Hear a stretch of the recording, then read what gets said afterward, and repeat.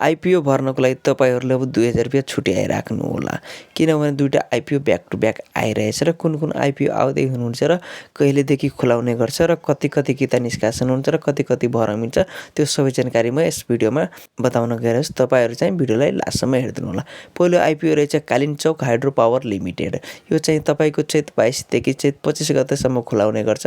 यो चाहिँ तपाईँको जेनरल पब्लिकको लागि मात्र हो। वैदेशिक रोजगारको अलरेडी भइसकेछ र बाँडफाँड पनि भइसकेछ र यो चाहिँ दोस्रो चरणमा हाम्रो जेनरल पब्लिकको लागि मात्र रहेछ। यसको चाहिँ टोटल इस्यु सेयर चाहिँ 6,84,750 किता रहेछ र इस्यु प्राइस चाहिँ 100 किताको दरले नै हुन्छ र सेक्टर चाहिँ हाइड्रो पावर हुने रहेछ। यस्तै गरी चाहिँ अब तपाईँको अर्को आइपिओ चाहिँ कहिले खुल्छ त्यसको बारेमा जानकारी गरौँ। र सेकेन्ड आइपिओ चाहिँ तपाईँको एपोलो हाइड्रो पावर लिमिटेड रहेछ। यो चाहिँ तपाईँको चैत्र 26 देखि चैत 30 गतेसम्म खुलाउने गर्छ र इस्यु सेयर चाहिँ 7,80,200 किता रहेछ र यसको चाहिँ इस्यु प्राइस चाहिँ 100 को दरले नै हुने रहेछ र सेक्टर चाहिँ हाइड्रो पावर रहेछ र इस्यु म्यानेजर चाहिँ हिमालय क्यापिटल रहेछ।